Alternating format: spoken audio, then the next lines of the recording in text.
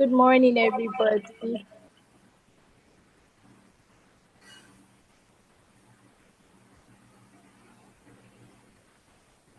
Kindly react if you can hear me.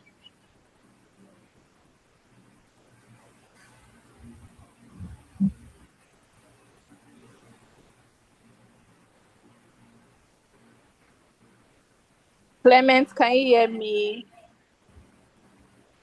Oluwagboyega. All right, you can hear me. Sunday, can you hear me?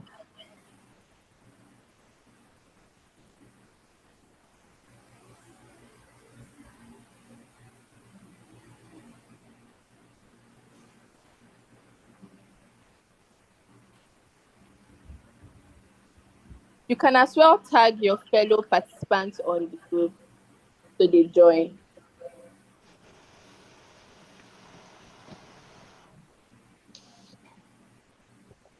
Good morning, everyone. My name is Sunday Atomti Oluwole. Good morning, Sunday. Thank you. You can mute your mic. Okay, thank you.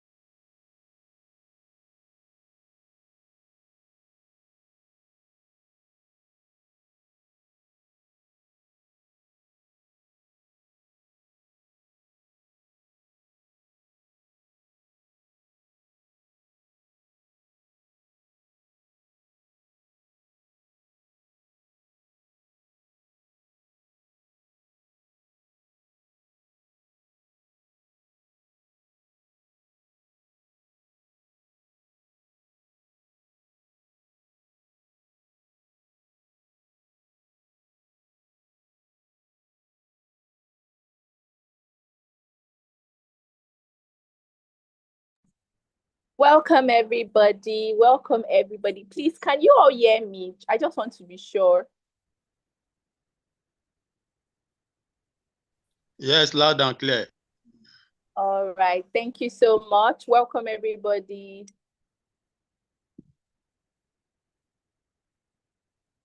Kindly tag your fellow course mates, your fellow participants on the group. If you're on the group chat, kindly tag them also to join. Thank you.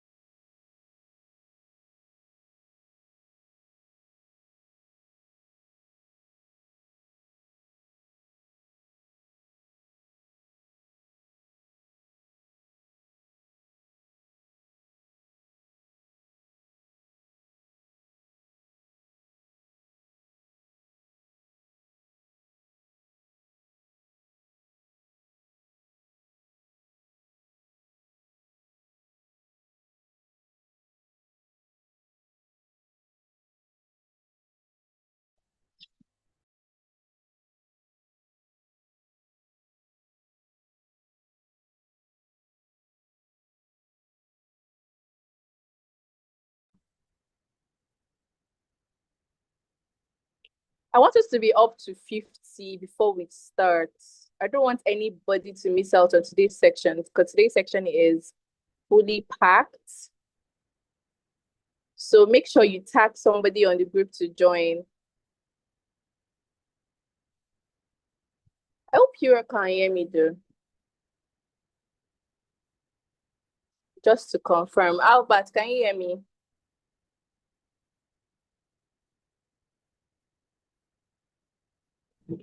Yes, I can hear you. I'm sorry, I'm on the road. All right. All right. I can hear you now. Thank you. Thank you.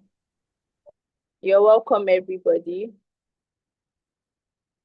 You're welcome. You're welcome.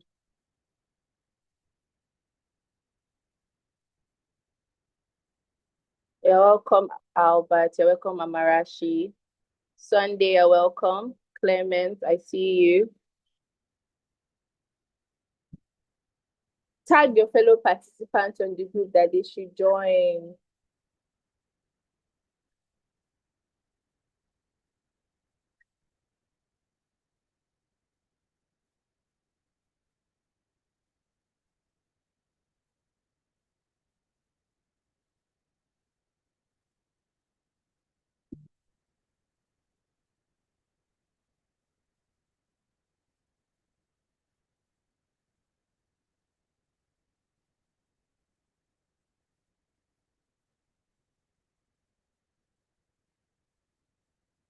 You're welcome, everybody.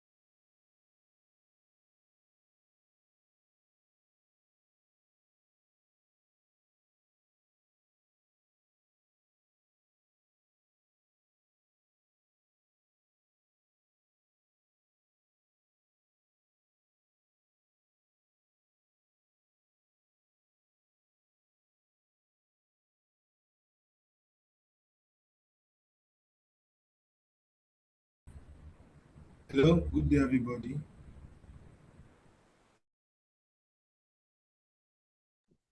Good morning, Michael. You're welcome.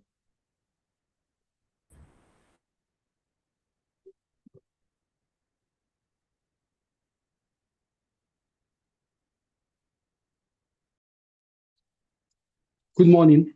Good morning, everyone. Good morning, everybody. You're welcome. Please, you can just mute yourself upon entry, right? Thank you. All right. So once is 11:10, we start fully. I hope we're all ready and excited for today's session. Are we excited? Ooh. Yes, we are. All right. Yeah, so we are ready to go. All right. Are any of our Kenyan folks here? You're joining us from Kenya. Just signify.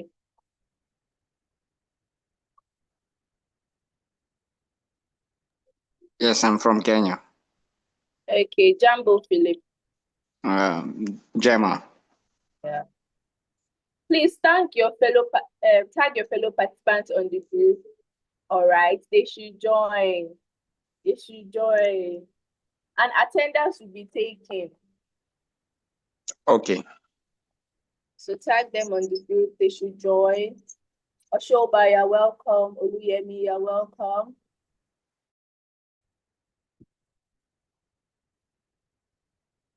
So once it's 11:10, WAT starts.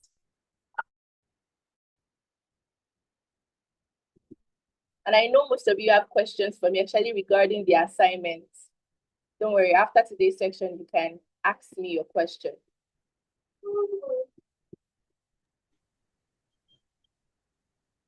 Yeah, so we are waiting. We need to ask you questions for that assignment.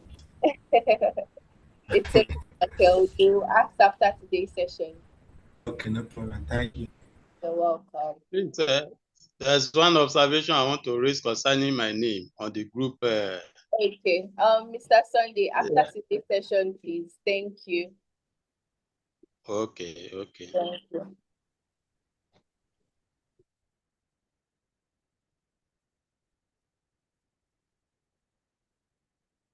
Okay, in 3 minutes time, we start.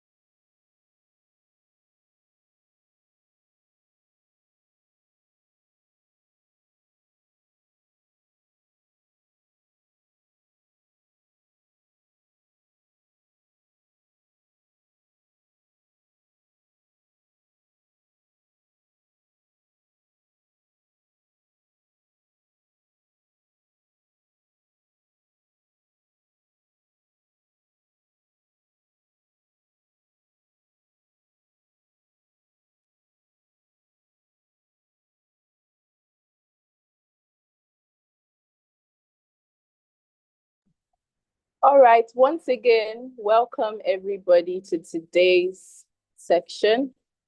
Today makes it week 3 of EMT. I am super excited for today's session because today is not going to be Mr. ACN that will be taking today's session. We have a new facilitator for today. Please, I want to see some reactions if you're excited.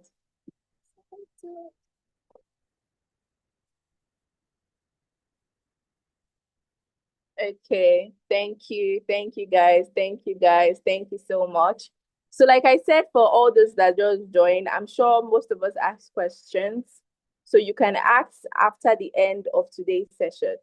But make sure that you also engage as the session is ongoing.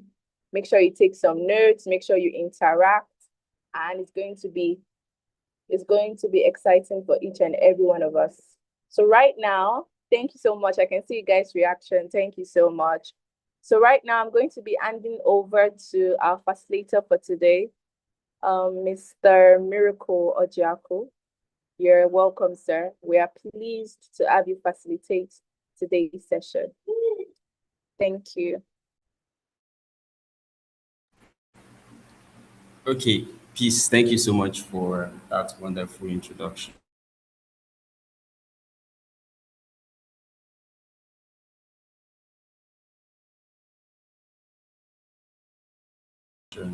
Good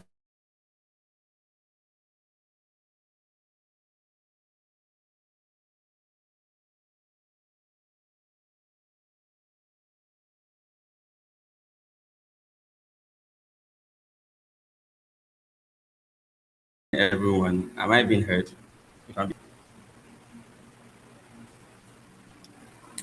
Yes, we can Peace. hear you now. We couldn't Okay, hear you you can hear me earlier, but now. we can hear you now. Oh, I'm so sorry. I was actually thanking you for the introduction, and I am equally excited to be here to take today's classes. So today we're going to be talking about an important factor in the energy ecosystem. Would allow me share my screen 1 minute.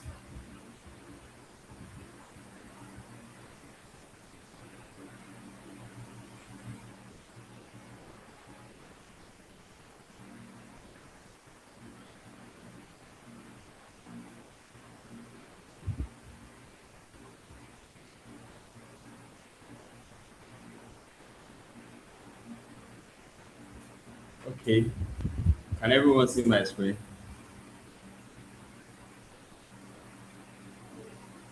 Okay, we can see. Okay, thank you so much.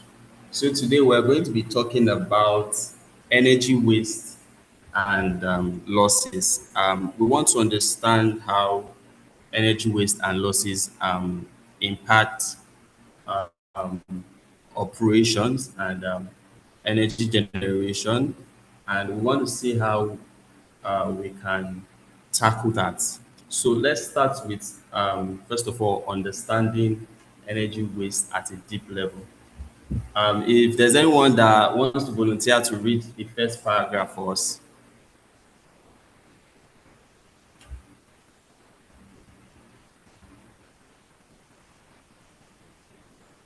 Is there anyone volunteering? Okay, Atamuti Sunday. Hope I got your name right. Please, you can go ahead. Okay.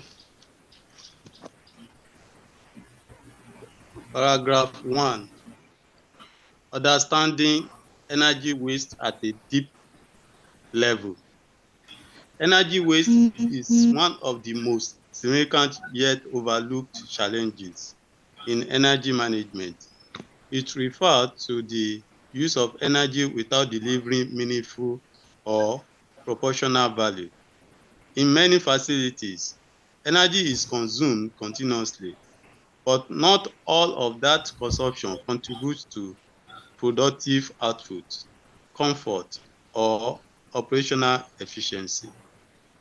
The difficulty with energy waste is that it often blends into normal operations, making it difficult to detect unless deliberately analyzed.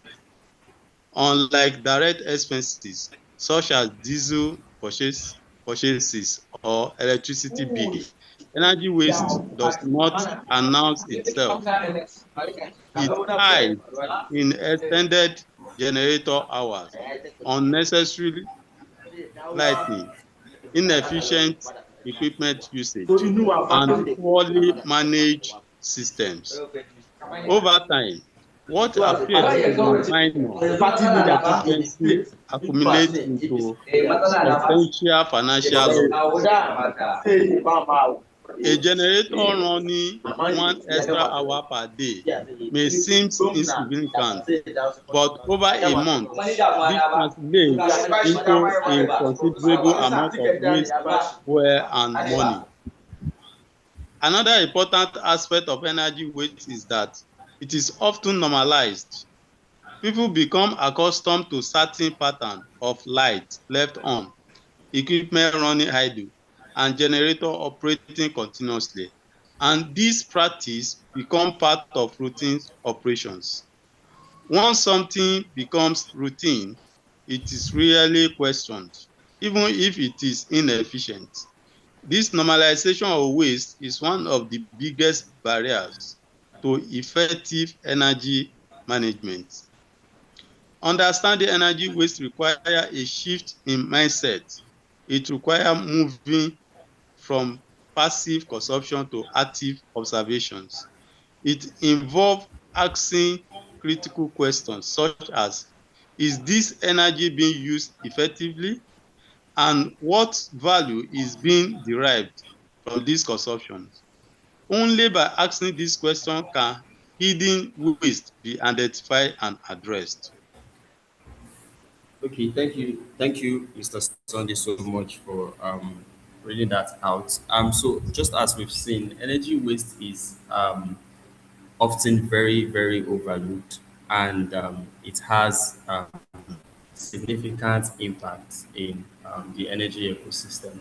And we're going to be seeing more of that um, as we progress into the trading. I'd also want us to understand that beyond just energy wastage, there are other factors that contributes to energy waste. The technical aspects, we have the operational, and mostly the human behavior, which is why it also talked about a shift in mindset. You know, making us question if energy is being used effectively, because we're getting power and most of the time we are not making use of those power effectively. So as we dive more into the training, we're going to see some of the causes of energy waste and how we can um, mitigate it. So question, what are common examples of energy waste you've observed in your home or office or environment?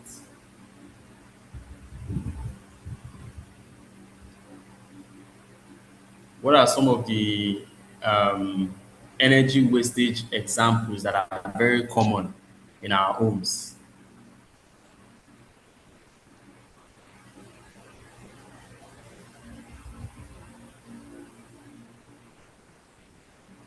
Anyone wants to answer?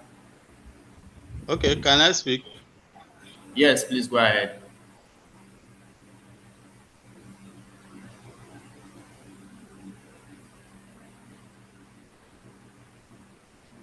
We can hear you. Please go ahead.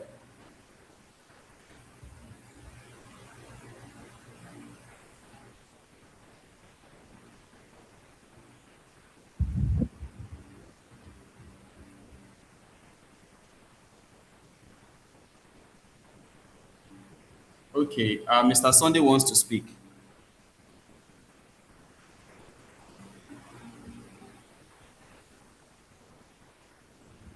Yeah, cool. Others are raising up their hand. We have Ijoma Nwanko.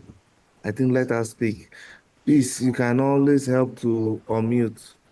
Click ask to unmute so that the person can unmute her device. So, Ijoma, you can speak. Okay, good morning, everybody. So, common examples of food waste I have observed in our home include, leaving our lights on, leaving our ACs and our fans running, our television, leave it on, run from morning to night. Those are some of the examples that I have noticed at home. Thank you. Okay, yes, that's actually correct. Leaving our lights on and equipment that we are not making use of on for a very Yeah, good. We also have other hands that want to comment. We have Richie Rich. Very long period of time. Um, Then after Richie Rich, we Richie have Rich, you can speak. Amarachi.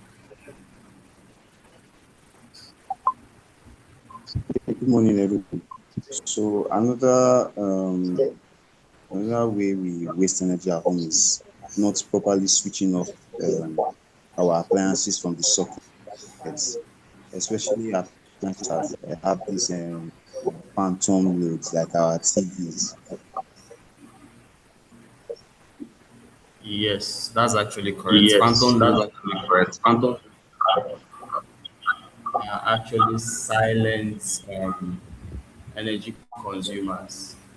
Um, Amarachi, you can go ahead. Hello, everyone. Good morning. I don't know if you can hear me.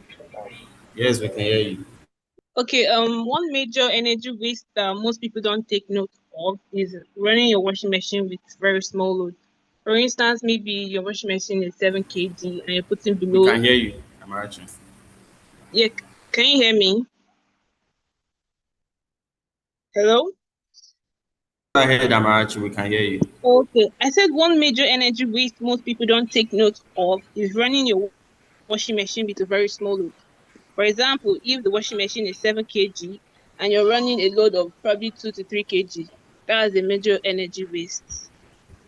Also, charging Okay. your phone, yes, charging your phones overnight and then leaving the light bulbs on. Okay, yes, Amarachi has a point. Um, Using high equipment to do very little work can also lead to energy wastage. That's true. We have We have Engineer Peter. Muru Layo.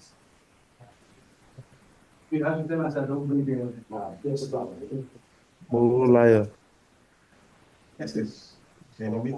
No.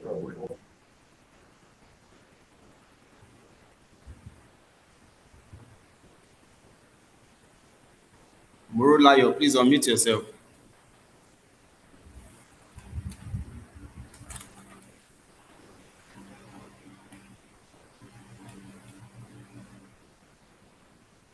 Good morning. Can you hear me? Yes, we can hear you. Good morning. Good morning. I have two examples. Leaving external lighting on, which I believe should be automated to sense when the environment is dark before the external light. I actually passed the facility this morning and I saw the external lights always on. Then another one I would suggest is the use of natural lighting. Architects should take note while designing buildings such that um, we don't make use of lights during the day for some types of spaces using natural light. Can you hear what I Yes. said? Yes, I heard you. That's actually correct. During daytime, um, you can also make use of the natural lights instead of um, using energy to light up your house. You can make use of the natural lights and keeping certain equipment for a very long period of time. Contributes massively to energy waste. So I think we should take um, Engineer Peter. Engineer Peter, please Uh, unmute. yeah. Good morning, everybody. Good morning, facilitator. It's nice being here. Actually, the energy wastage and all that. Really, I worked in a university environment, a private university environment. Recently, we're just doing load auditing and all that, and we discovered that a factor that we call human, occupant usage is actually your occupant behavior towards this thing is what is significantly amounting to loss in power. And how do I loss in energy? How do I mean? Like when we discover that in the hostels, that for as long that you give them light, their room lights, their fans, maybe they are there or not, their passage lights, everything is always on. The moment there is light in the hostel, and that amount for a greater loss on our own part. So mostly, all these things are what we see around different facilities, bigger ones, smaller one, and even in our own houses too. Thank you. Thank you very much, Engineer Peter. That's excellent. Just as we're going to see along the training, human behavior contributes extensively to energy waste. Um, I think we should have one more person, John Dixon.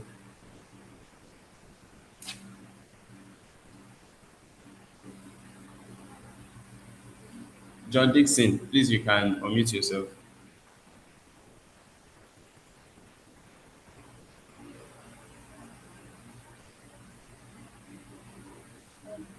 Yeah, good morning, everyone.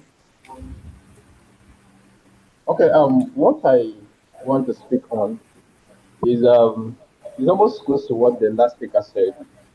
Now, there are some offices that you will enter, and let's say, based on the design of the office, some equipment were installed to increase comfort based on the number of people that might likely use the facility at the time. But in some situations, there are times you go there. Let's take, for example, ACs. There are times you go there, you discover that if, let's say, about one person or two are occupying the office, one AC could have done the job of cooling the room. But based on say the based for the fact that there are three ACs inside the apartment, the person occupying that office will now decide to on all the three ACs at the same time and then reduce the temperature, which at that point in time, you are now increasing the number of AC using um, light at that time, whereas one AC would have done the job very well. That's the point. Okay, thank you so much. Thank you so much, John Dixon. Let's move on to the next paragraph because of time. I don't know if you can still see my screen.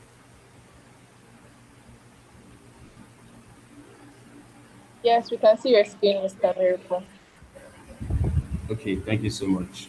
So paragraph 2, we're going to be talking about types of energy losses, and uh, we are going to also give a little case study to see how these energy losses contribute to operational poor operations in a facility. I don't know if there's anyone that wants to volunteer to read paragraph 2 for us.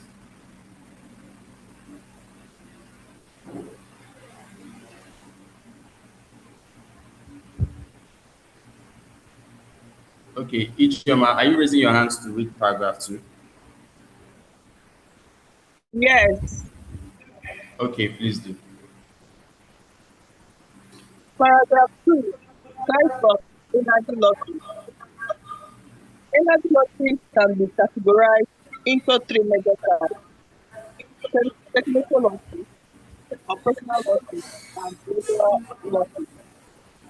Each of these plays a unique role in reducing overall energy costs, and understanding them is essential for effective management. Technical losses arise from inefficiencies in equipment and systems. This includes generators operating below optimal load, poor electrical wiring, outdated equipment, and energy conversion losses. These losses are often embedded within the system and require technical analysis to identify and correct. Operational losses, on the other hand, result from poor planning and management of energy systems. This includes running generators longer than necessary, failing to produce energy usage properly, and not aligning energy supply with actual demand. These losses are often that of Help me structural open that HMO process so the AC will die.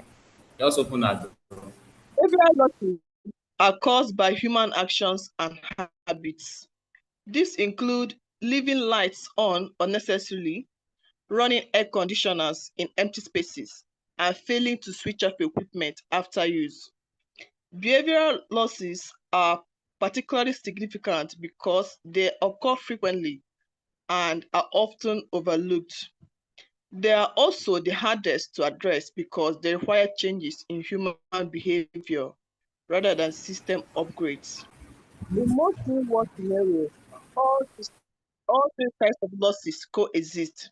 However, behavioral and operational losses are often more significant than technical ones because they occur. Thank you all.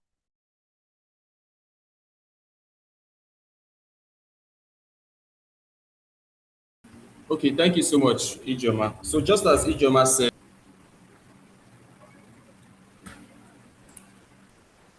energy losses can be categorized into three major types: technical losses, operational losses, and behavioral losses. So, on technical losses, efficiencies in equipment and system. This includes generator operating below optimal load. So, for instance, you have a small business hub in Lagos operating a 100 kVA diesel generator, but most of the time, only about 2 to 3 shops are active. So meaning that the generator operates at maybe 20 to 30% load. Meanwhile, generators are more efficient at 70 to 80% load. Running below this load leads to wasted diesel and energy at the end of the day. And we also have poor electrical wiring. So due to undersized cable or loose connection, a residential building experiences frequent voltage drops and overheating wires. So when we use undersized cables to make installations or to carry heavy load, this leads to high resistance, and high resistance equals more energy losses.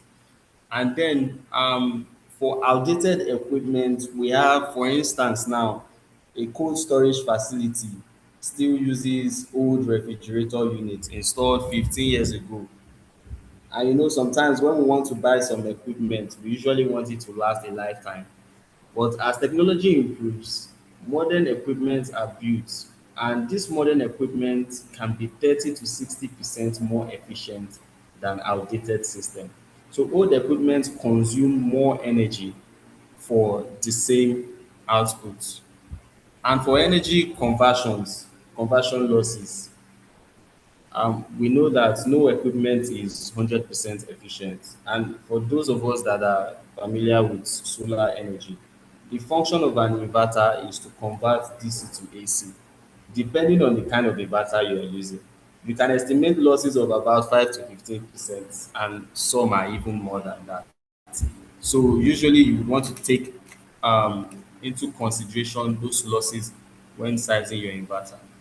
And these losses are often embedded in the system, and they require technical analysis to identify and correct.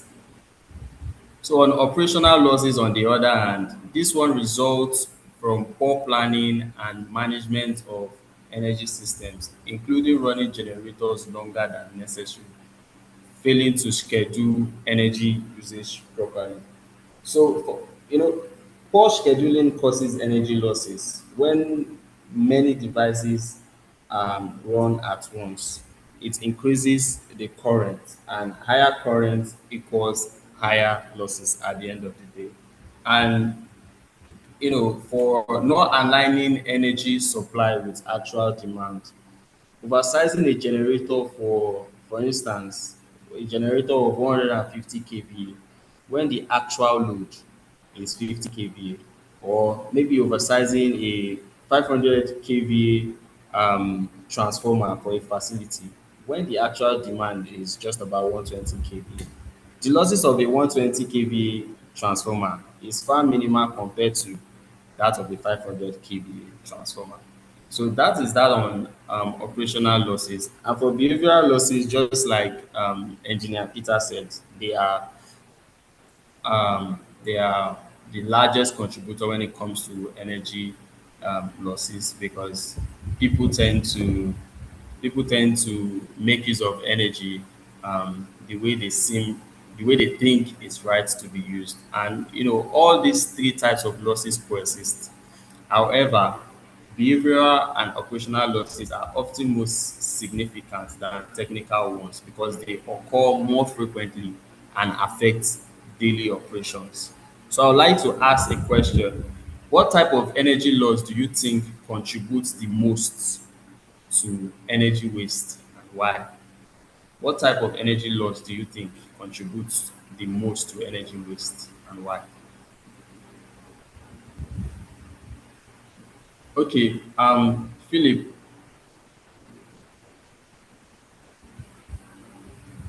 Uh, good good afternoon. Let me say good afternoon because in my country is 13:40 hours. On the question about the type of energy loss that contributes to most energy waste, I would say behavioral losses because mainly they depend on human habits and they occur continuously and mostly they are uncontrolled and they occur repeatedly. Yes, absolutely correct. Um, can we have Jeremiah?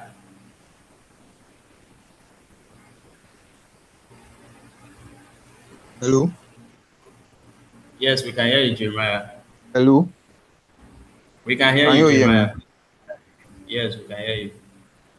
Yeah, I'll also go for technical laws because I believe behavioral laws we can always minimize that using when doing the right thing.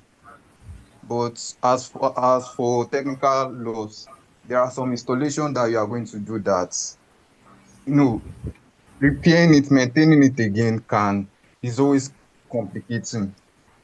So I'll go for technical laws. Yes, Jeremiah has a point there. One of the reasons why technical losses are usually hard is because of replacement, right? That's valid. Let's have Adekunle Mohammed.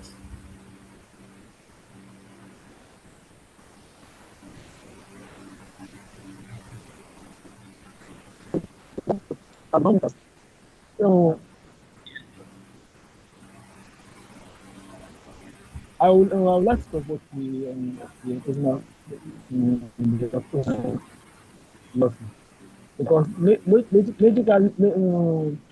practically I'm we know sorry, Adekunle. I don't think negation. I don't think we can hear you clearly. Okay, well, I'm losses. So I'm talking about the position of the losses. Are you with it? Adekunle, I think your line is breaking. Okay, well, I'm hearing. It might be disturbing. I'm hearing you clearly. Okay, we can hear you now. Yes, please go ahead. Okay, I'm talking about the operational losses. Yeah. All of that thing, other losses can be synchronized. That thing can be take measure. But at the beginning of the operation or at the beginning of the solution, if the operator, if it is not fully controlled, the system might not be able to actualize the major transmission of the work. I mean, the load generally. Not fully or regular and to satisfy the system will not be actualized. So if cautioners can be taken in getting the right iron sizing of the appliances that you are using, I know the system will be able to work properly and it can be minimized through the behavioral act. Thank you. Okay, yes, thank you very much. You also have a point. When we don't properly schedule loads, when we have them running all at the same time, especially old equipment, that draws a lot of energy to function. Um, that's also a good addition. Let's have Peter Ajiboye.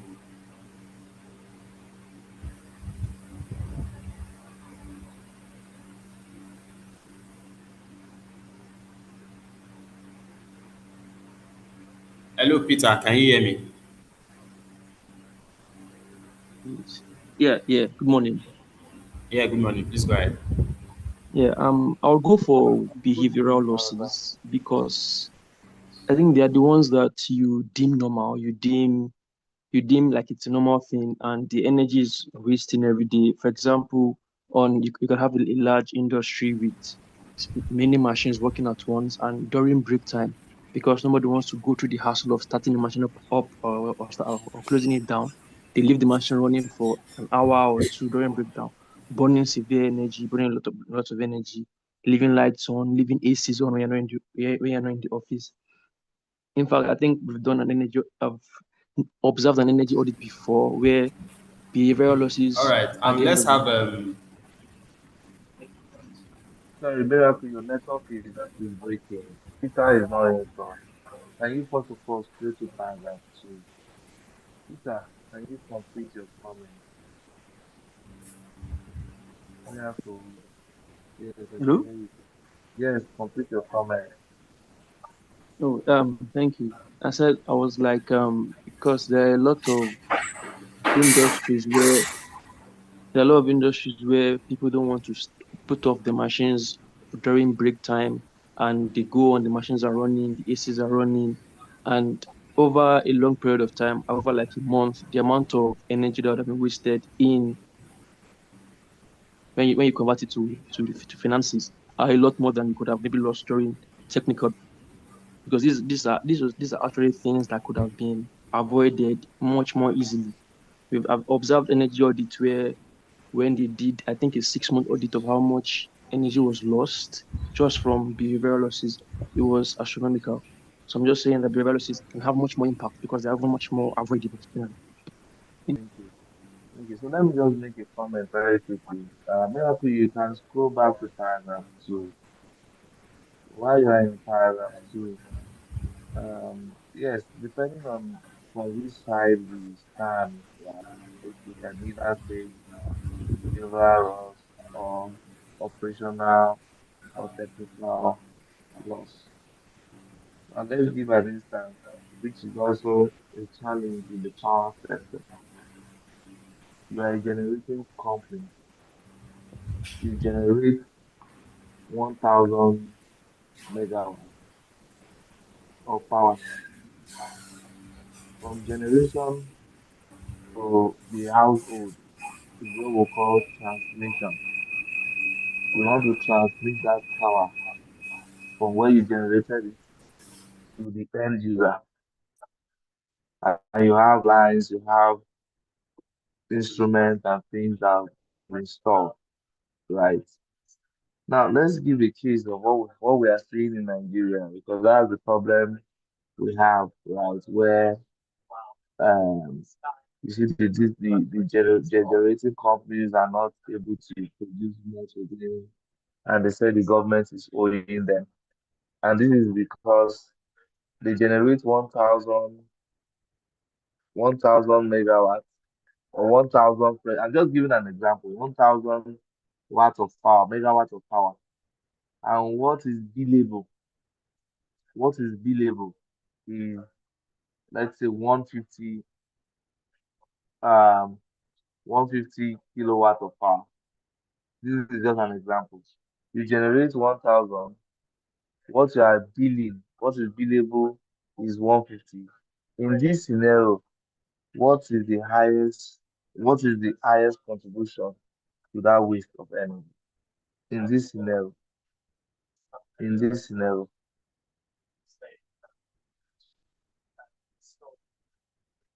you generate 1,000. Miracle, can you scroll to paragraph 2, please?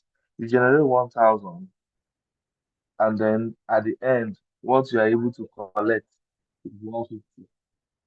What is the highest contribution? of waste. Am I audible? Am I audible? Okay, yes, we can hear you. If you're not scrolling to paragraph 2, scroll to paragraph 2. Your page is not in paragraph 2.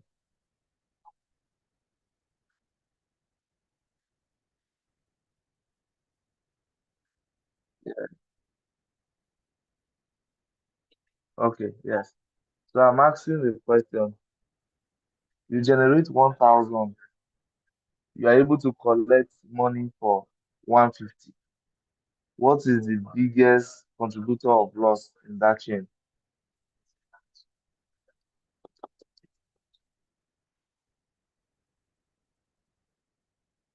What is the biggest contributor of loss in that chain? I'm generating 1,000. I'm collecting 150. Kolawole David. In that scenario, can you hear me? Yes. Okay, in that particular scenario, I believe it's a technical losses. Something is happening through the transmission medium where those power generated is being sent across. So that cannot be a behavioral losses. That is most likely technical losses from cables, from the quality of the cables from to distance and some other technical factors. So I believe that should solemnly be a technical issues. Thank Okay. you. So you're saying the biggest contributor is technical. Kola is saying biggest contributor is technical. Let's hear from Chief Weze. What is the biggest contributor? I am generating 1,000. I am collecting 150. I'm able to collect 150. What is the biggest contributor of loss? Or what could be? All right. Mr. For me, I agree completely with Kolawole. It's obviously technical. Losses on the cable, losses in transformers. We may argue operations, but I don't think operational losses will cause as much loss as technical losses. I agree with him that it's technical losses. Thank you. Okay. Okay, that's fine. Patrick on that. Patrick on that. Everyone, good morning, everyone. So please, I want to clarify. You said you are able to get. So now, there is something called POU. POU is point of use. Now, is it that you have the facility to accept the 1,000, but you are only able to accept 150? Because if it is that one, then of course I would solemnly agree with everybody who have spoken. But if you do not have the facility to accept the entire 1,000 and what you can only accept is 150, then I think that would be within your own facility as well. Thank you. All right. All right, that's fine. That's fine. Let's hear from Patrick. I am generating 1,000. I'm able to collect 150. Engineer Peter, let's hear from you.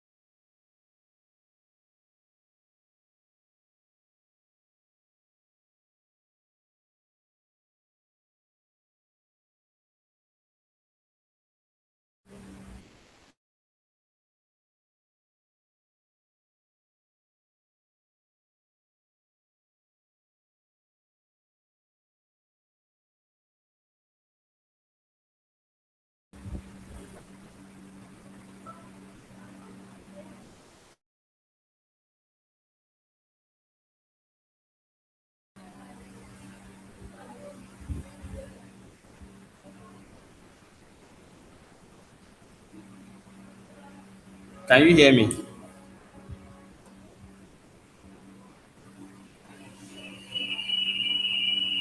Can you hear me? Okay, okay. Guys, I am so sorry for that breaking communication. I think Chibueze wants to add something. Chibueze, please go ahead.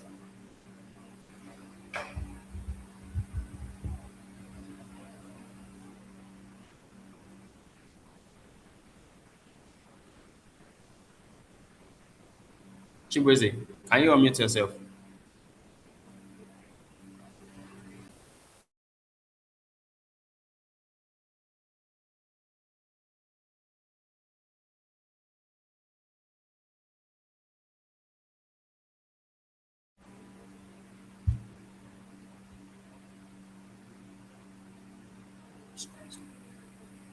The screen is not on.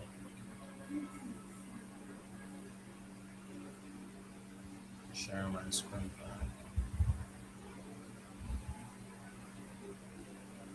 Is my screen back on?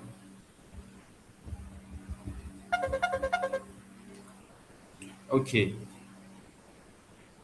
Okay. So for the question Mr. SN asked, I think we can argue it's between operational and behavioral. It's between operational and behavioral losses. So let's move to paragraph 3. Please, can someone read paragraph 3 for us?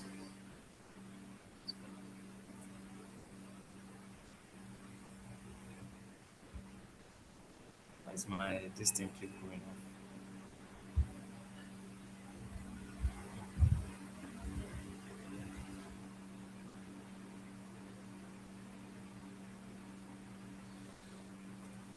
Okay, please, can someone read paragraph 3?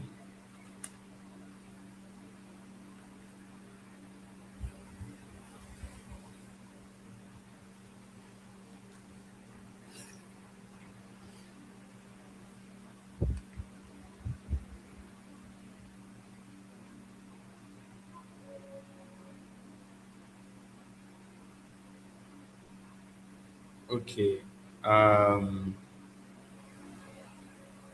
Wow. Okay. One by Boga. Please, can you unmute yourself and read paragraph 3 for us?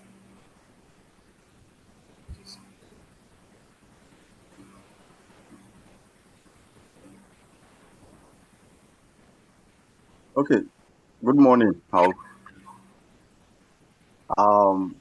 I'll start the reading. Paragraph 3, phantom load, the invincible drain. Phantom load, also known as standby power consumption, represents one of the most subtle.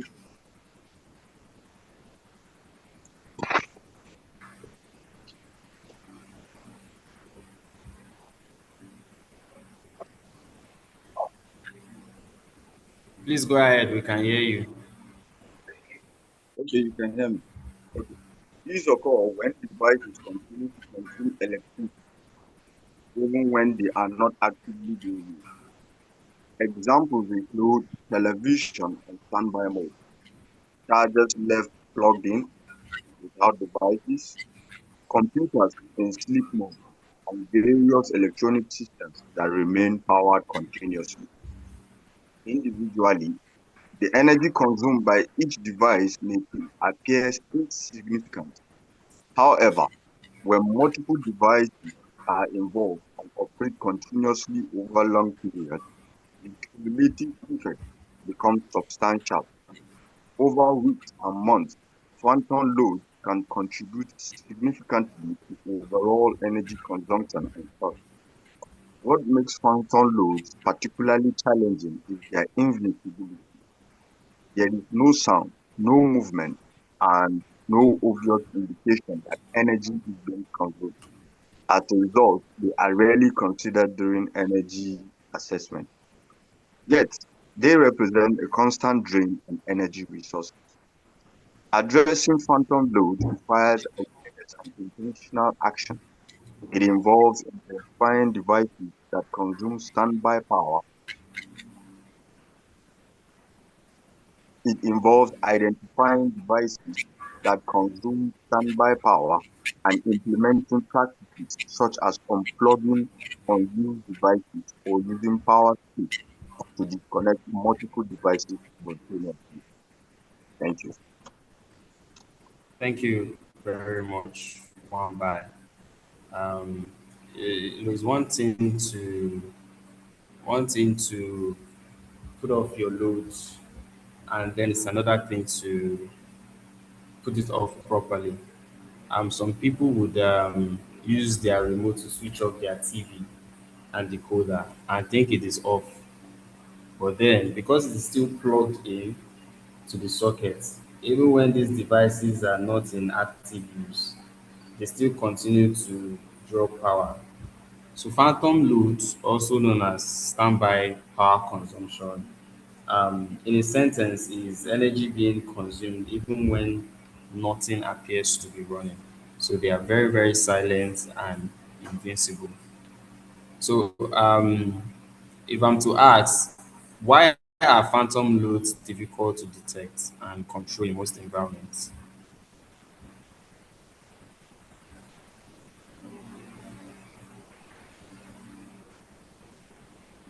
Okay, one by.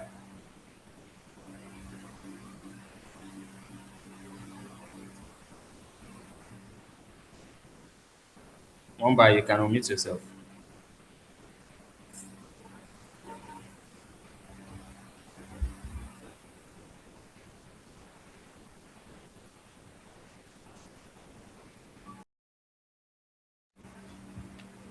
Okay, John, please go ahead. Good morning once again. I think the major reason why it's difficult to detect and assess is because most people don't even know that it's a problem because it's like it's a normal thing for some people. If they're not using equipment, they will just instead of offing it from the socket or unplugging it, they will just let me just unplug my phone and go away, or let me just switch on my use my remote to turn off the TV so that if I'm back, I can put it on without even disturbing myself to go to the wall. That's number one. And then number two, I think I have seen an engineer installed AC to work on phantom power. Like the AC doesn't have a control way of a circuit breaker or a switch. They just install it to work on remote. And in as much as those ACs are not working, they are consuming power. So the reason is because most people don't even know that it is a problem. That's my take. Okay, thank you very much, John. Let's hear from Patrick.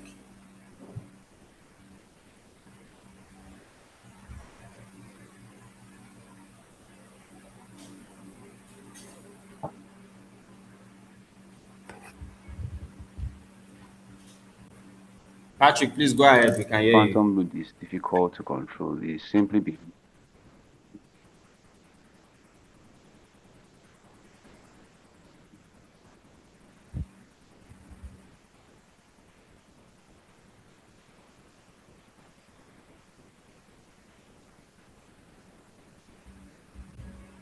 Patrick, we can hear you. Please go ahead. How about now? Yes, we can hear you. Hello? Yes, Patrick, we can hear you. Please go ahead. All right.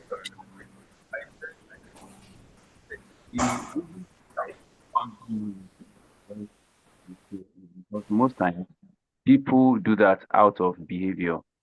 That is, it is simply behavioral. And the only way by which you can behavioral mistakes is either through training or through information or through orientation. So I think Patrick is having a little bit. You can unmute yourself.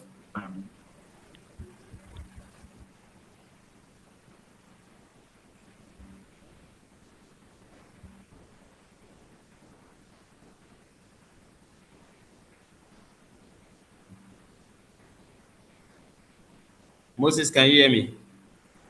Okay, yes. I think one of the reasons is because these devices are not being actively used. So because somebody's not actively using it, their mind isn't thinking about the fact that it's drawing power at that point.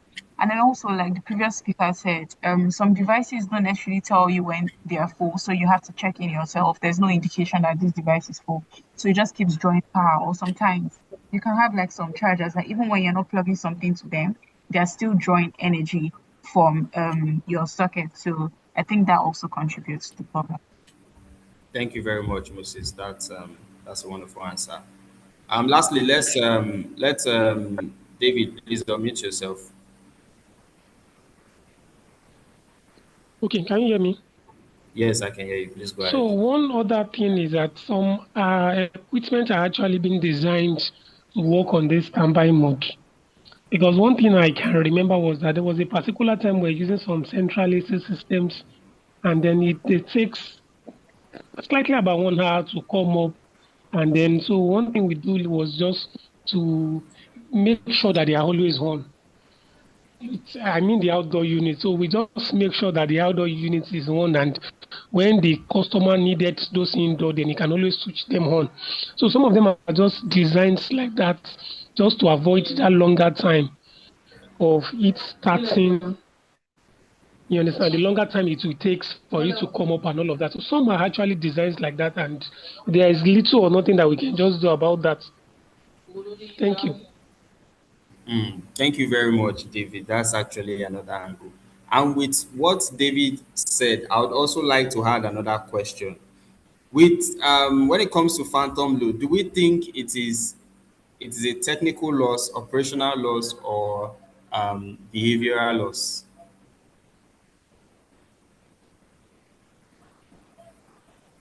Okay, David still has his hand up. Okay, can you hear me? Yes, I can hear you, David. Go ahead. I believe it's an operational loss. I don't want to say it's behavioral because I really wish there is an option. I really wish there's something you can do to stop that, but I think it's part of the things that needed to make the operation run smoothly. So I believe it's an operational loss. Thank you. Okay, thank you very much. Albert Mogoli, please, let's hear from you.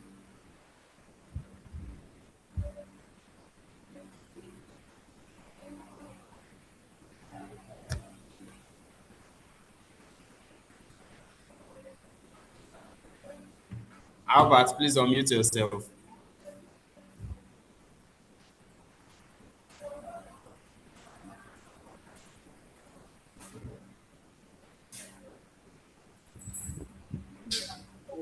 Okay, I would want to say it is both operational loss and behavior because, take for instance, my inverter that is on standby mode in is operational. But for your TV that you just turn on and put on standby, I think that's behavior. Thank you. Okay, thank you very much. John Dixon, please unmute yourself.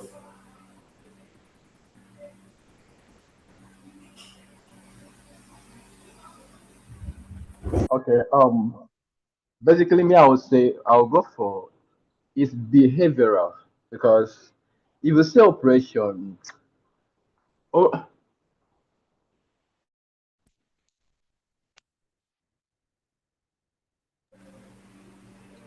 Okay, thank you so much for that input, John. Moses, okay, we have Moses.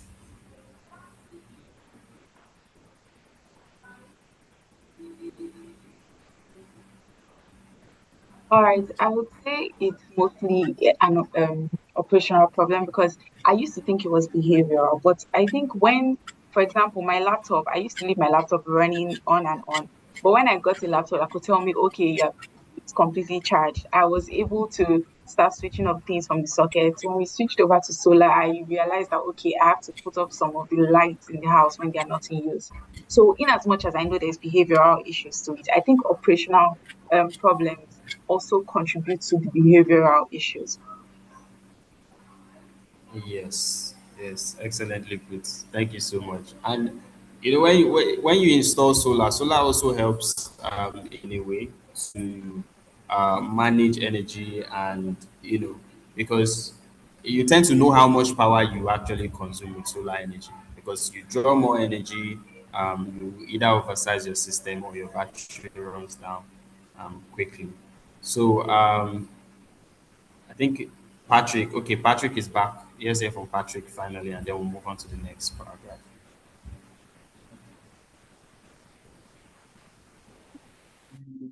Clear now.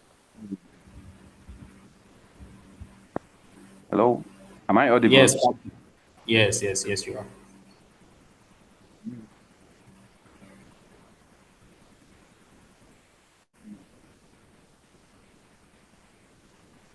Patrick, please go ahead. We can hear you. Can you hear me?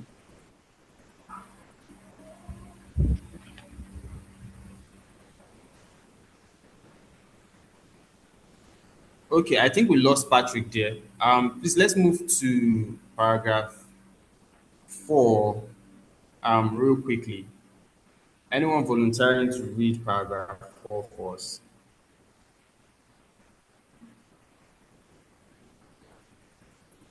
Okay, Olukede Oluwa Bemiga, please read paragraph 4 for us.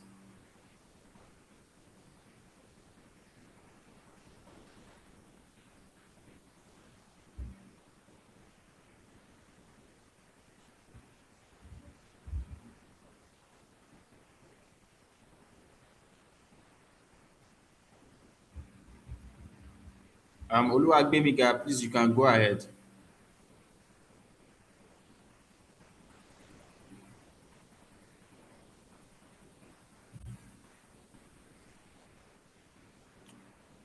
Okay, Dennis, Ipom, if you can unmute yourself, please go ahead. Paragraph 4. Generator inefficiency. Generators are designed to operate efficiently within a specific load range. When they operate outside this range, either underloaded or overloaded, their efficiency decreases significantly. Underloading a generator means that it is producing less power than it is designed for, yet it continues to consume fuel at a relatively high rate. This results in poor fuel efficiency and increased cost per unit of energy produced. In many facilities, large generators are used even when the load is minimal. This mismatch between generator capacity and actual demand leads to continuous inefficiency. The generator consumes fuel, but the energy produced is not fully utilized. Overloading, on the other hand, can lead to system stress, reduced lifespan of equipment, and potential breakdowns. Both scenarios, underloading and overloading, contribute to energy losses and increased operational cost. Effective energy management requires matching generator capacity with load demand. This may involve using multiple generators of different capacities or implementing load management strategies to ensure optimal operation. Thank you very much, Dennis. Um,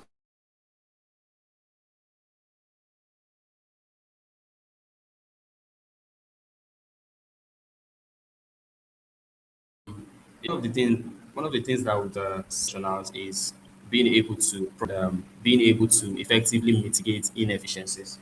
You see, for the instance of matching generator capacity, for instance, we have an event center that uses 150 kVA diesel generator.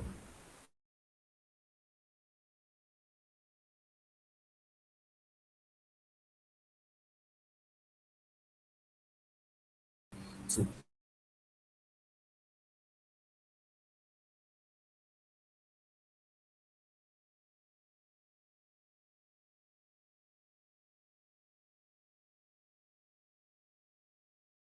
event. So this is going to also come up like a question, and I'd love to know, right? So for instance, an event, peak load, demand on weekends, just weekends when they have like 20 kVA, but operates or basic lighting and just offices, their load demand is just about 25 to 40 kVA.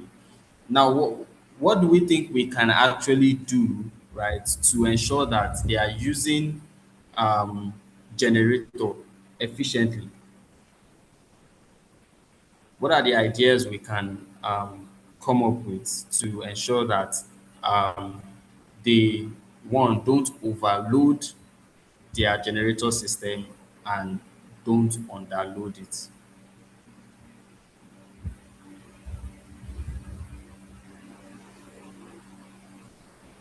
Did you get my question?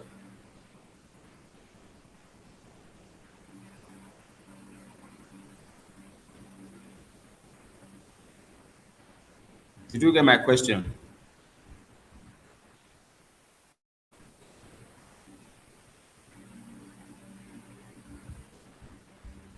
Okay, ideas. Okay. So the question again is, in a scenario where we have an event center that runs a very high load demand during weekends. Their load demand rises up to 120 kVA during weekends. But on weekdays, they don't use up to 120 kVA because they operate on basic lighting and just offices, right? And during weekdays, they now if we're to size or if we're to come up with a generator design, what do we think what are the ideas we can use to ensure that this particular event center do not get a generator that overloads the system and do not underload the system?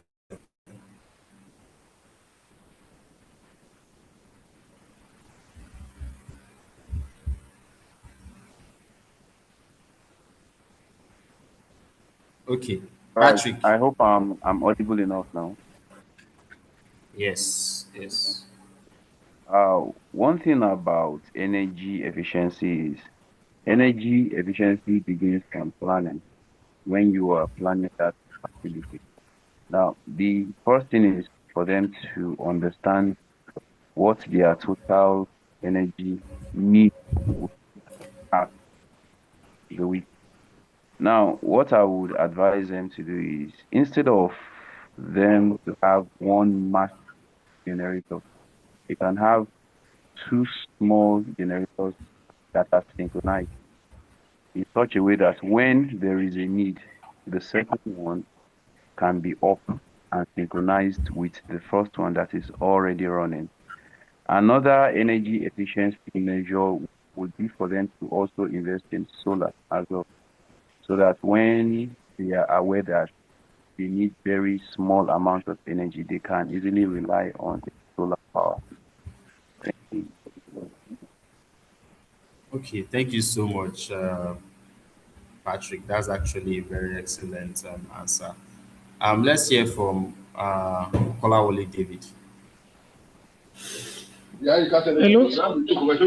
Can you Yes, hear me? go ahead. Yes, we can hear you. Okay, I want to support Mr. Patrick, the contribution he did.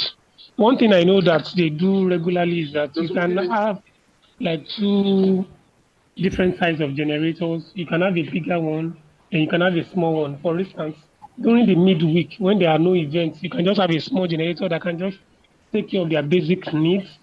You understand? Take care of their basics and their lighting, their this. And in some instances, they can make use of an inverter system. One funny thing that we do currently at where I work is that we have a very big generator, about 725 kVA generator. We have another one about 500. We have another one of 45 kVA. So the 45 kVA, we use it when the school is on holiday. when we have very less load to feed, we use it in the night. Probably maybe you just want to run off security light and some fuel load. So it's just all about load profiling, just trying to find an arrangement in such a way that you can't be using the big gen during the weekdays. Now even the cost of fuels and everything won't be something they could be able to manage. Thank you. Yeah, thank you so much. So I think that's the correct answer to the question. Making use of two generators, one for weekdays and one for the weekends. So let's move to paragraph 5 real quick. Idle running. Can we have a volunteer to read paragraph 5? Okay, John Dixon.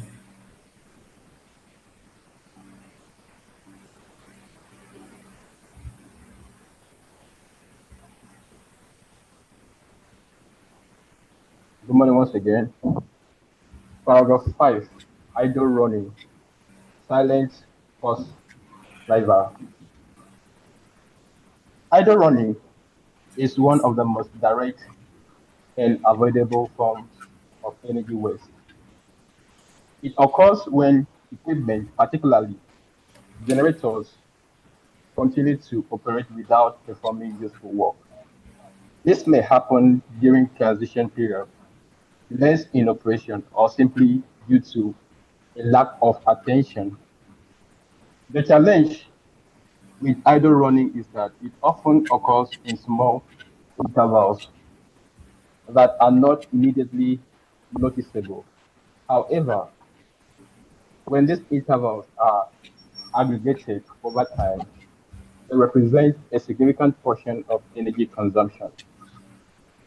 A generator running idle for just 1 hour a day results in substantial monthly costs without delivering any value.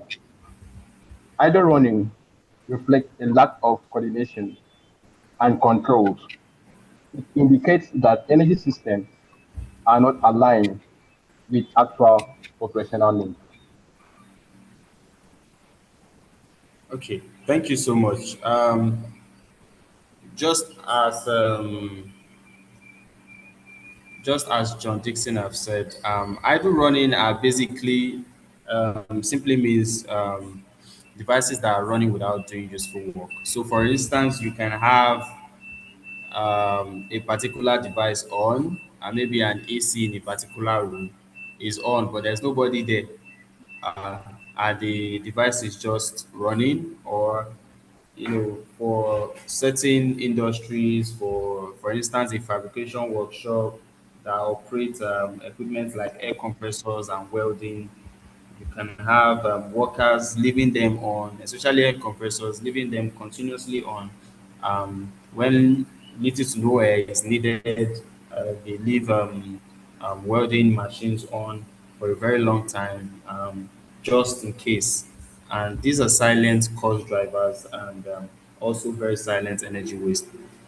So let's quickly look at a case study, right? And I'm going to read it out, and I would love for us to respond with the question.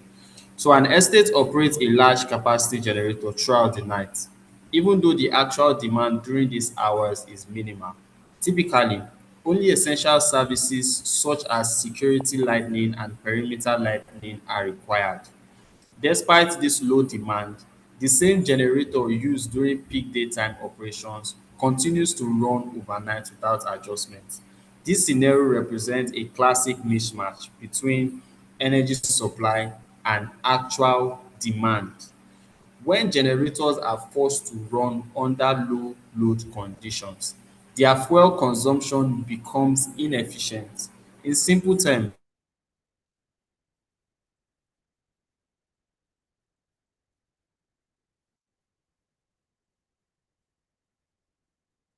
the generator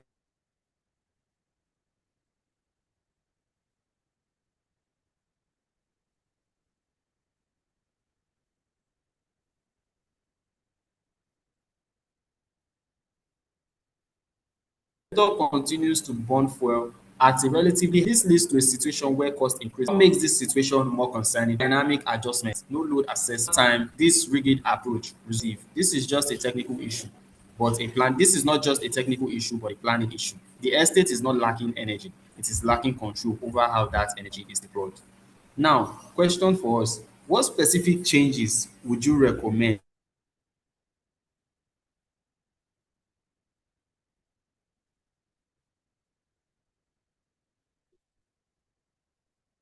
to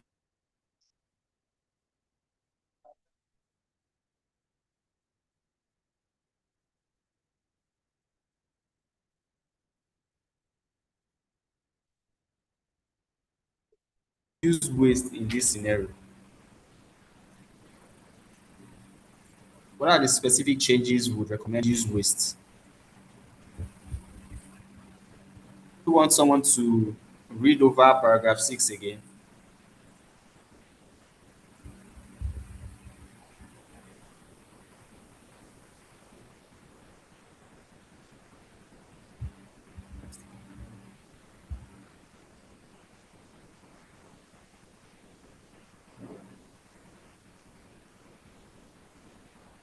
Okay. No hands raised.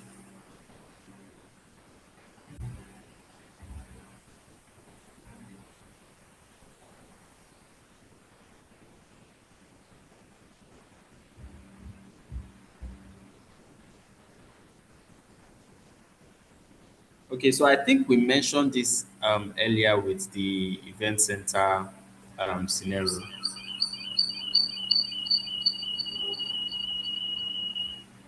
Okay.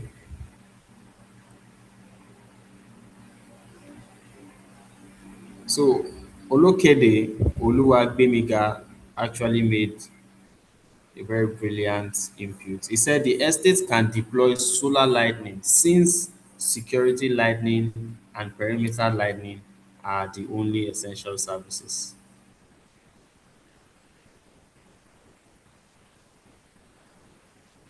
Okay, that's actually a very wonderful input, and I think that answers the question. So let's move to um, behavioral wastes, which is the human factor. Can we have anybody read paragraph 7?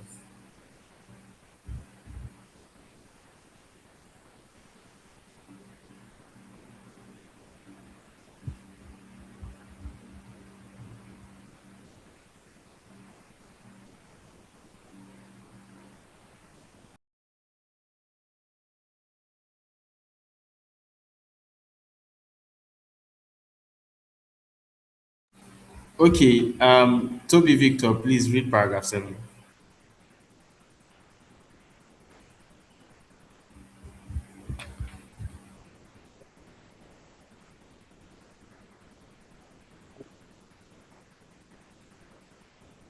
Okay, good afternoon, everyone. Good afternoon, Toby. We can hear you. Please go ahead and please be audible. Thank All you. right. Okay, paragraph 7, behavioral waste, the human factor. Why technical inefficiencies are significant, human behavior often plays an even larger role. Behavioral waste stems from everyday actions and habits that are repeated without conscious thought. This includes leaving lights on in unoccupied spaces, running air conditioning systems longer than necessary, and generally lacking awareness of energy consumption. The challenge with behavioral waste is that it is deeply ingrained in routine. People do not intentionally waste energy. Rather, they operate based on convenience or habit. In many facilities, no one feels directly responsible for energy usage, leading to a situation where waste is collectively ignored. Effective energy management. Toby, I think you're not very audible. Please, can you try to increase your volume? We're finding it hard to hear you. Can you hear me now clearly? Can you hear me Yes, clearly? yes, that's perfect. Please go ahead. So should I start from the beginning or right now? No, please just continue from where you left off. Oh, all right. Okay. Effective energy management requires a cultural shift in which individuals understand the impact of their actions. This may involve implementing policies, creating awareness campaigns, and assigning accountability. Behavioral change is gradual, but its impact is significant and long-lasting. Okay, thank you very much. And I think this question should be an easy one. How can behavioral energy waste be reduced effectively? How can we reduce behavioral energy waste effectively?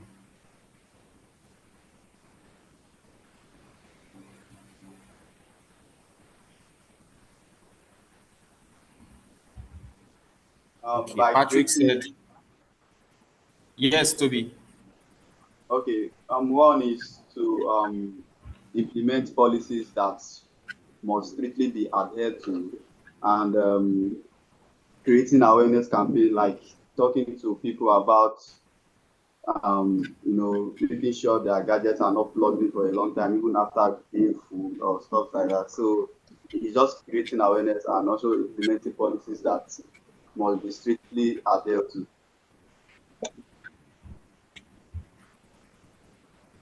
Okay, thank you so much, Toby. And on the comment section here, Patrick said, constant awareness and training. Olayemi said, by enlightening users of energy saving methods. So I think these three questions are all correct because for one, people don't understand how to save energy, what to do and what not to do. So with constant awareness and training and enlightening users, um, we we can improve efficiency by people getting to learn how to use their energy efficiently, what to put on, when to put it on, and all that. Okay, Dennis also imputed that you must assign someone to do it. Okay. In a facility, yes, you can assign someone to always be in charge of that. Deji said installation of sensor. I think this is also smart, right? Because even when people know what to do, sometimes they are just lazy to do it. So installing sensors like heat sensors, um, you know, person detector, all that can help to mitigate energy loss. And Dufale's superior said, just as safety signs and posters are put up, I think same method should be done on this energy management. That is also brilliant. So let's quickly move to paragraph 8, right? Small losses, big impacts. Can someone quickly run through this for us?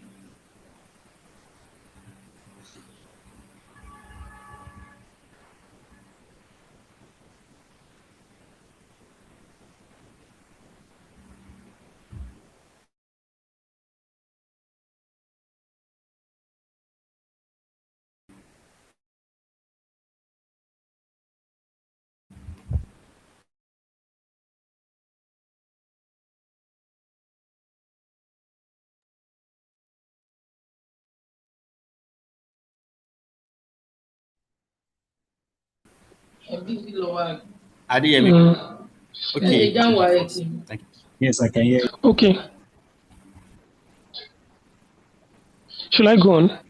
Yes, please do. Okay, so paragraph 8, small losses, big impact. One of the most underestimated aspects of energy waste is the cumulative impact of small, seamlessly insignificant losses. A minor inefficiency, such as a generator running an extra hour per day, may not appear to be a major issue in isolation. However, when those small losses occur consistently over time, they accumulate into substantial financial costs. For example, a daily waste of 5,000 naira may not raise immediate concern, but when extended over a 30 days period, this become 150,000 over a year. Over a year, the figure grow even more significantly, 1.8 million. This demonstrates how small efficiency can have a disappropriate impact on overall energy expenditure. The key lessons here is that energy management is equally about identifying and eliminating small, repetitive key lessons in that energy management may equally identify and eliminating small, repetitive inefficiency. Thank you. Yeah, thank you very much, Kola. So, imagine a daily waste of 5,000 naira, due to extra running hours of generator. This is something we can see.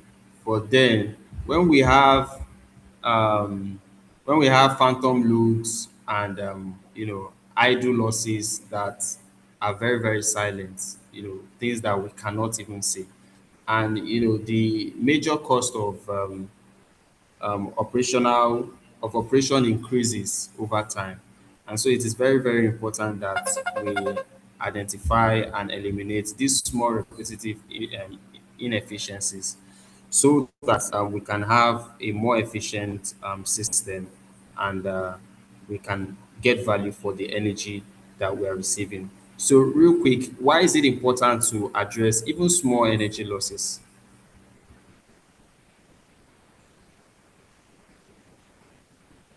Why is it important for us to tackle those little small inefficiencies and energy losses?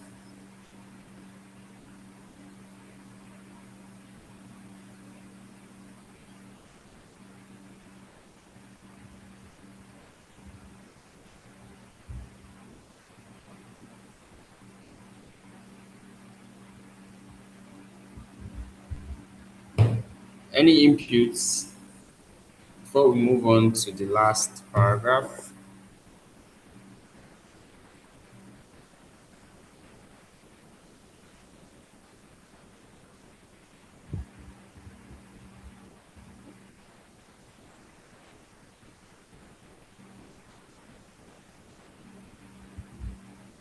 Okay, Adeyemi.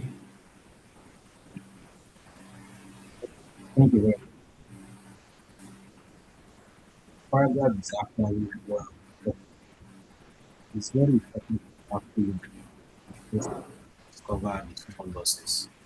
Because even from the narration, from having small amount and over the time, even like a month, the sum of the amount will be something that someone can invest, can use for other things.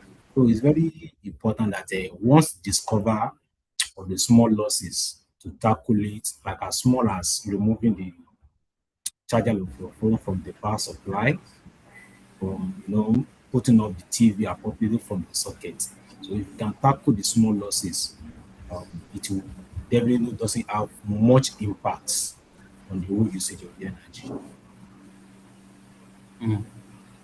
Okay, good one. Kolawole, please. Thank you. All right, thank you. Thank you. So one of the things I also feel is that there was a particular time we're using the 18-watt energy bulb. So we just sat down and said, we can actually get something lesser than this instead of just wasting almost 18 watts on just one bulb. So after so much consultations, we eventually go for a 5 watts bulb. And that alone saves about 13 watts on each of those bulbs. And so imagine if you are changing at least about 100 pieces of that.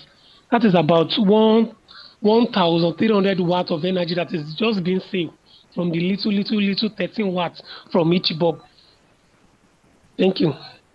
Wow, thank you very much, Kolawole. The Fale Superior said, we've seen that over time, these losses grow to be something substantial. Yes, that is true. And Patrick Ona says it in a more generic way because little drops of water add up to become an ocean, which is actually losses at the end of the day. So, real quick, let's move to paragraph 9. Please let someone read paragraph 9 and paragraph 10 because we're running out of time already.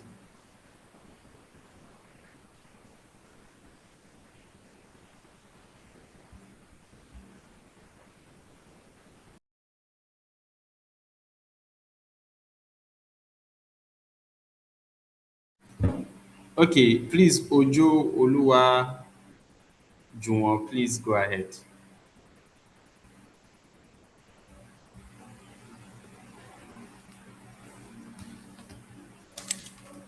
All right.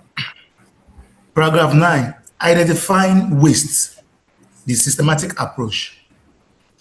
The first and most critical step in reducing energy waste is identifying where it occurs.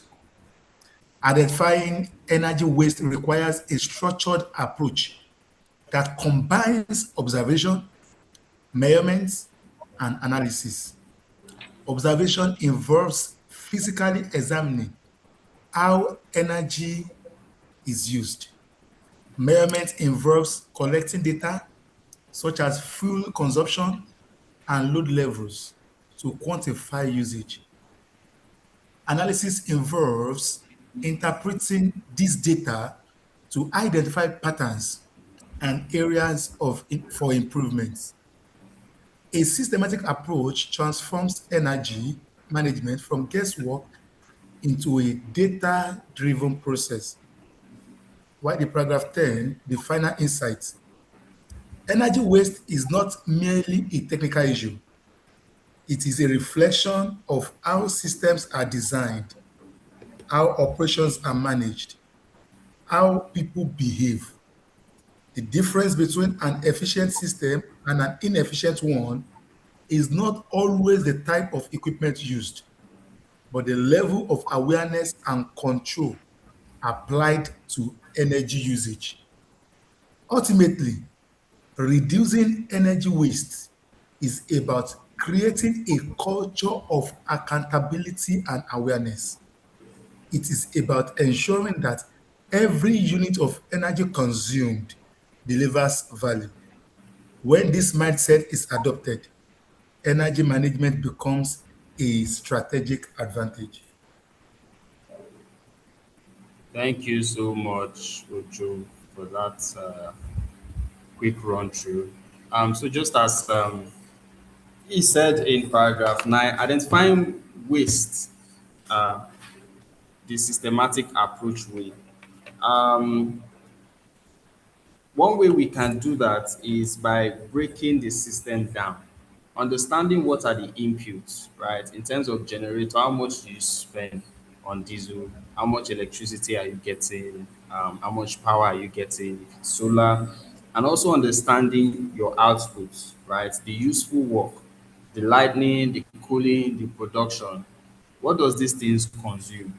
And then understanding and identifying the wasted energy, either through heat, hydro system, consumption, or through losses.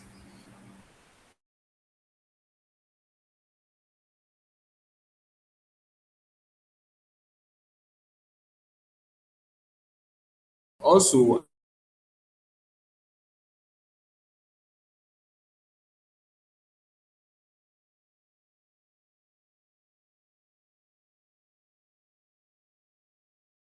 analyzing how energy is used over time. right? Loads versus intermittent loads, day usage patterns. So all these and stress, underutilization, car issue, it is a reflection of how system people behave. So the difference between an efficient system and an inefficient one is not always the type of equipment used, but the level of awareness and control applied to energy usage. So energy management um, is actually a continuous process. It's not a one-time thing, right? Always identifying how the energy is being used, how it's being consumed, and always coming up with ways and integrating ways to reduce energy losses and energy wastage. It is also about ensuring that every unit of energy consumed delivers value, right? That's the goal of mitigating energy wastage. So when this mindset is adopted, energy management becomes a strategic advantage. So the final question for us today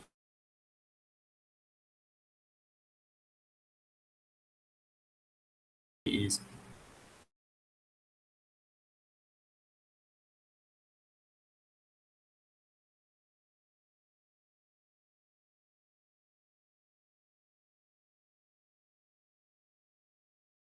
what is the most important lesson you've learned throughout that camp? You've learned.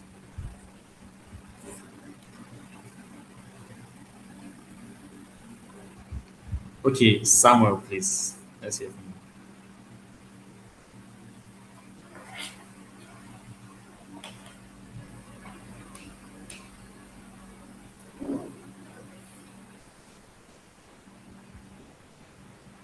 All right. Good afternoon. Am I audible? Yes, we can hear you. Please go ahead. Yeah. The question is the most important lesson.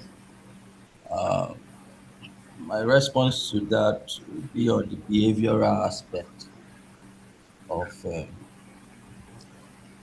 energy management. Am I correct? So, and what I heard was those approach that has to do with sensitization and trying to enforce behavioral changes through psychological means and all that. I didn't hear about because my thoughts were just running to using technology to influence behavior, occupancy sensors, some automated switches and all that. Even some of our phones these days or charger. Once your battery it's 100%, it switch off automatically. So those are technology that can be, used to influence and override the irrational behavior because normally humans are very rational. I will just quickly end this by saying that currently I'm dealing with stakeholders, consumers who are just irrational, all right? When you talk about they frown at you when you talk about energy management. They frown at you when you point at the naira per kilowatt energy that their generator consume. When you talk about optimization, when you talk about synchronization, when you talk about solar, they just needed power. And I think to enforce that, I think the deployment of technology, solar systems are just a way around this. Um, I wanted to All say right. something, yeah, but let me stop here. Thank you. All right. Thank you so much, Samuel, for that wonderful and comprehensive input.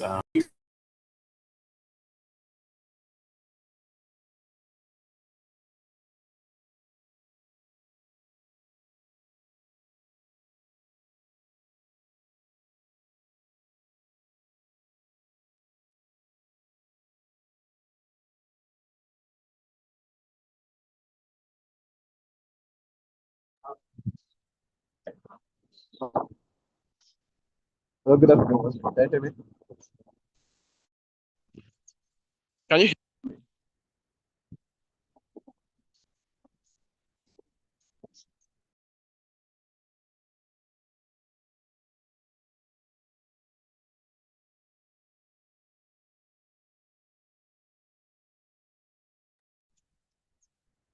Can you hear me?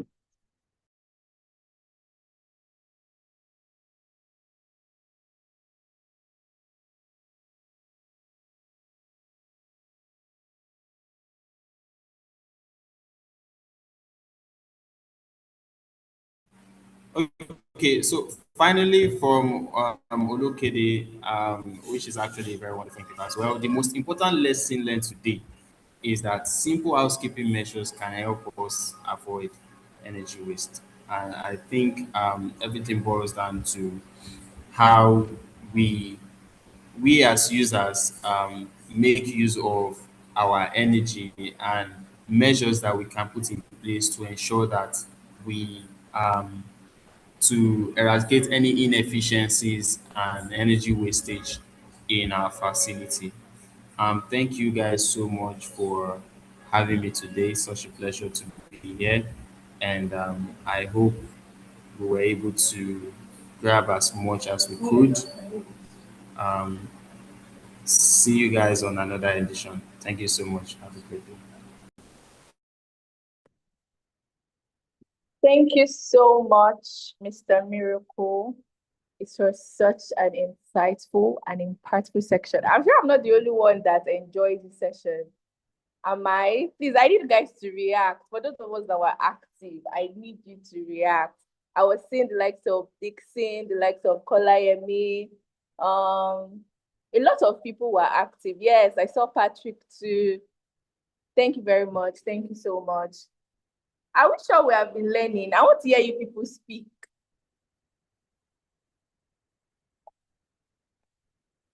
If you have been learning, affirm that you have been learning.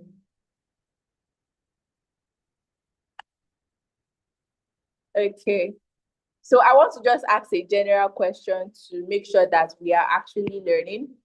And the question is, from today's session, who can tell me the 3 types of energy losses that was mentioned? The 3 types of energy losses. Nobody. So I've not been learning. The 3 types of energy losses that were mentioned in today's class. This is serious, so okay, I'm seeing someone in the chat room saying technical, operational, and behavioral, right? Thank you so much. Okay, so before we jump into you guys asking me your questions, because I know that most of us, especially with the active ones, we have questions. I'm just going to say that this training that we're having is a very, very, very important one, especially for people that want to grow on their career and want to have a lot of career opportunities. And I must say that for those of us that are joining, attendance is being taken. And we should know that at the end of this training, certification will be given. But it will be based on performance, based on how much you joined the classes, based on how you performed in the test, in the quiz, in the assignments, based on your activeness in classes. So don't think that we're not taking notes. We are taking notes of people that are being active, right? Thank you all. So if you have any question for me, just raise up your hand. I will just take questions from just 5 people max, because I know that we all have a busy day. So I'll just take questions from 5 people. So just raise up your hand, right? And I'll tell you to speak. I'm not going to take questions from the chat room. Or raise up your hand and speak. If you have a question, use your mic and speak.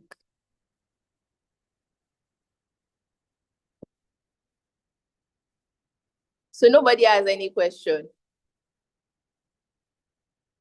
Now that I'm here and I'm active, ask me your question. So Nobody has any question. No question. Engineer Peter, you always have question. No question today, sir. Okay, I'm seeing some people ends. Suleiman, you can speak. Suleiman. Am I not correct? Am I pronouncing it right? Suleiman, you can speak. You can unmute yourself and speak, Suleiman. Hello, good afternoon. And please be audible so I can hear you. Hello, good afternoon. Good afternoon, Suleiman. Am I audible now? Yes, please make your question quick. So in the question for the assignment, Okay. there's a mention of the current industrial tariff. So I want to see how much is that. Okay, so you're asking how much is the current industrial tariff? Yes. Okay, so I would just say that is a group assignment, right? But you have to do it individually. So you can ask your fellow participants, your fellow members in the group to tell you the answer. I'm not in the right position to tell you that. Or you use the available resources online to get that answer. Thank you, Suleiman. Or you reach out to your cohort leaders, Kelomo and Albert. They have been sending message to the group so they can help you with that also. Thank you. Patrick, your question.